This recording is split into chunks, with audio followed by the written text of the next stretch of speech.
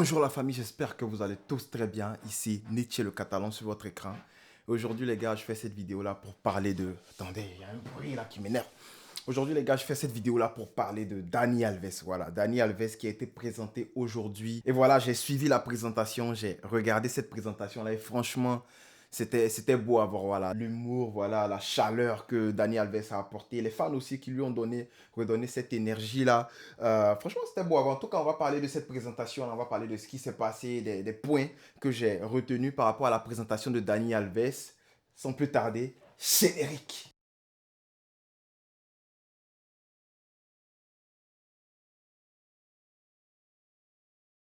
Avant de commencer les gars, si mon contenu vous plaît, je vais vous demander de vous abonner. N'oubliez pas d'activer la cloche de notification parce que ça aide la chaîne, bien sûr. On n'oublie pas de mettre un pouce bleu aussi. Hein. Voilà.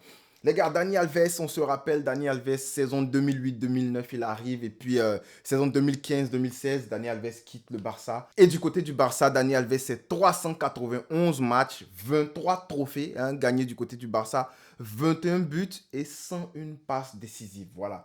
Il n'a pas beaucoup marqué, mais ses buts étaient importants. On se rappelle des coups francs lunaires que Dani Alves plantait dans les cages adverses. On se rappelle des masterclass de Dani Alves. Franchement, tout ça, c'est le passé, voilà. Mais voilà, ça fait plaisir de revoir ce Dani Alves-là. Peut-être qu'il ne va pas être en mesure de faire la même performance ou bien les mêmes performances qu'il a donné au Barça durant ces années qu'il a passé avec nous là. Mais si une chose est sûre, les gars, c'est que Dani Alves est de retour. Et il rapporte avec lui son humour, il rapporte avec lui sa bonne humeur, il rapporte son énergie. Vous savez pourquoi je dis ça? Parce que ouais, vous avez sûrement vu ça, Dani Alves est revenu encore avec ses flip-flops, avec ses tongs, comme on le dit en anglais. Et si vous vous rappelez, même lors de sa présentation, lorsqu'il est arrivé au Barça, il portait les mêmes flip-flops. Bon, pas les mêmes, mais il portait la même chaussure, vous voyez. Donc Dani Alves, il a dit une chose qui m'a fait rire. Il a dit, je reviens, c'est vrai que j'ai plus les mêmes cheveux, j'ai plus assez de cheveux comme la dernière fois où j'étais ici, mais j'ai toujours la même envie. Et c'est vrai, on le voit, Dani Alves qui entre sur le terrain,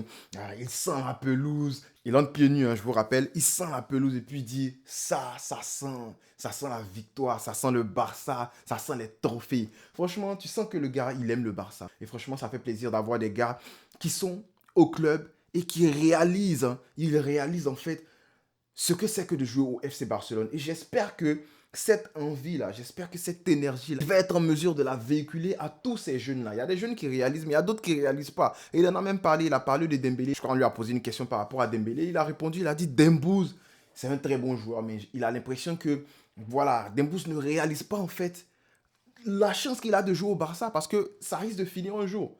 Supposons que quelque chose arrive dans quelques mois, Dembélé part, il va se retrouver dans un autre club. Et puis il va se rappeler que voilà, j'ai été au Barça dans le meilleur club du monde. Pour moi, c'est le meilleur club du monde. J'ai été dans le meilleur club du monde et puis voilà, j'ai laissé ma chance filer. Les gars, c'est une chance de jouer au Barça. Et Alves sera là pour rappeler cela aux jeunes. Et moi, ça me fait plaisir franchement. Parce que hormis le côté footballistique, dans le vestiaire, l'énergie, la mentalité de gagnant, voilà, tous ces trucs-là, Dani Alves pourra contaminer le vestiaire. Et on a vraiment besoin de ça. Vu le début de saison qu'on a fait, franchement, je pense qu'on a besoin de ça. Dani Alves qui a aussi expliqué en fait comment il est revenu au Barça. Il a dit il a fatigué en fait, comment I bored too much. En fait, je sais pas comment dire ça en français, mais il dit qu'il a beaucoup fatigué Laporta. Hein. Il lui a écrit, ah, je suis disponible, je veux jouer, je peux apporter ma touche à ce Barça là. Je veux aider le club, je veux aider le club.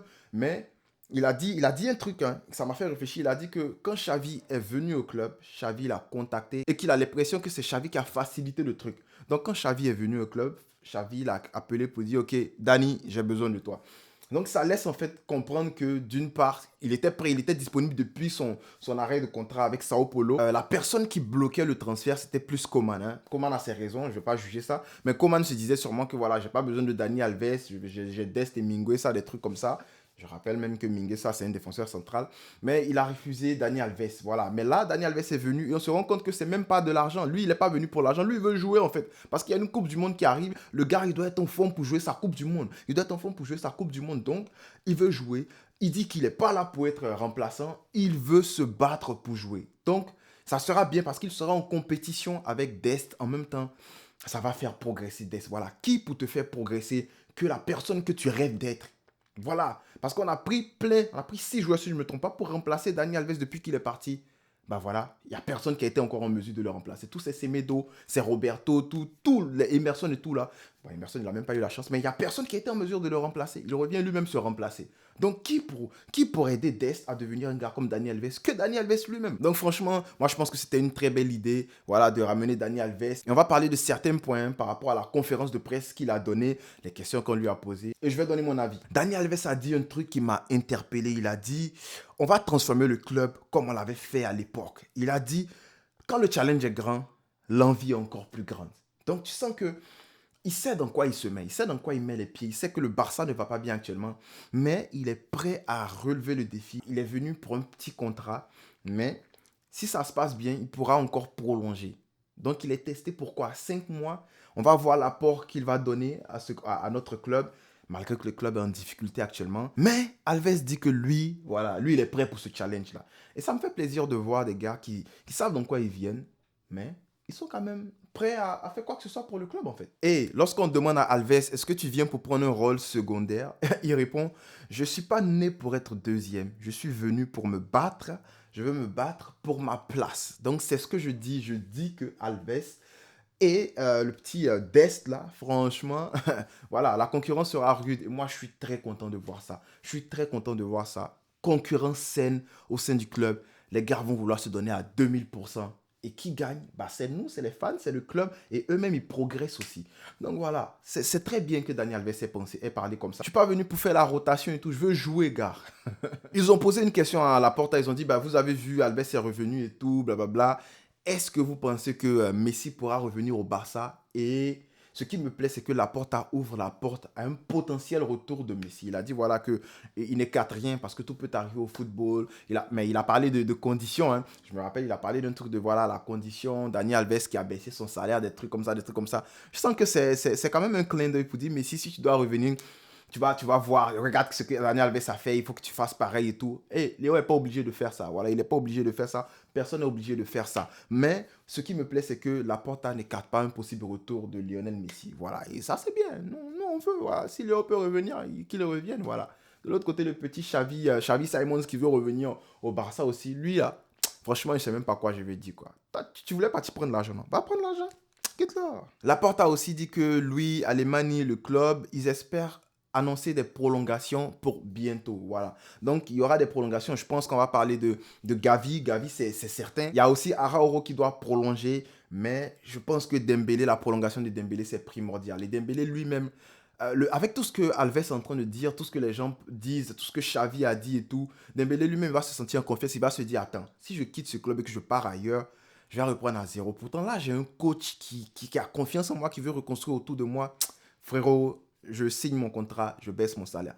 Lui-même, ça va l'aider. Il y a la Coupe du Monde qui arrive, hein, frérot. Au final, les gars, par rapport à la présentation d'Alves, moi, j'ai vu un joueur qui était heureux d'être au Barça. Il a montré toutes ses dents, franchement. S'il avait 57 dents, on allait toutes les voir. Il a montré toutes ses dents. Il était vraiment heureux d'être au Barça. Et tu vois des vidéos qui tournent avec Laporta. Voilà, tu sens l'amour qu'il a pour le président. Il a même dit que lui, il pense que Laporta est le meilleur président de toute l'histoire du Barça. Et moi aussi, hein. D'ailleurs, je pense pareil. Franchement, Dani Alves, moi, je suis trop content de revoir le mec. C'est une énergie dont on avait besoin au Barça. Avec les temps difficiles qu'on passe. C'est aussi un compétiteur dans l'âme, comme je le dis. C'est un joueur qui a tout remporté, qui va donner de l'envie aux jeunes. Regardez, il va leur dire un truc du genre, regardez, moi, j'ai tout remporté. J'ai tout fait ça, si ça, si ça. Si moi, j'ai tout remporté, je respecte Xavi, qui est le coach. Je respecte les règles de Xavi. Alors, pourquoi pas vous? Si vous ne le faites pas, vous devriez avoir honte. Donc, ça va donner l'exemple, en fait. Donc, franchement, moi, par rapport à cette présentation-là, je ne peux qu'être content, je ne peux qu'être satisfait. Puis, je lui souhaite que du bonheur au FC Barcelone. Parce que si lui, il est heureux au Barça, nous aussi, on sera heureux au Barça. Donc, voilà, cette vidéo a été très longue. Je pense que ça va être long. Le montage, ça va chauffer. Mais j'espère que vous avez aimé la vidéo. Si c'est le cas, n'oubliez pas de mettre un pouce bleu. Puis comme je l'ai dit, abonnez-vous. N'oubliez pas d'activer la cloche de notification. Je suis en train de préparer une bonne vidéo, une très bonne vidéo sur un jeune joueur. Dites-moi en commentaire de qui je parle. Un jeune joueur du Barça. Ensuite, le vendredi, on aura l'avant-match du derby catalan. Espagnol Barça versus FC Barcelone. On aura cet avant-match-là. Donc, restez connectés. Restez connectés parce qu'il y aura du lourd sur la chaîne Niche El Catalan. On ne finira jamais de le dire, les gars. Fisca El Barça. On a cherché le ballon. manger le ballon.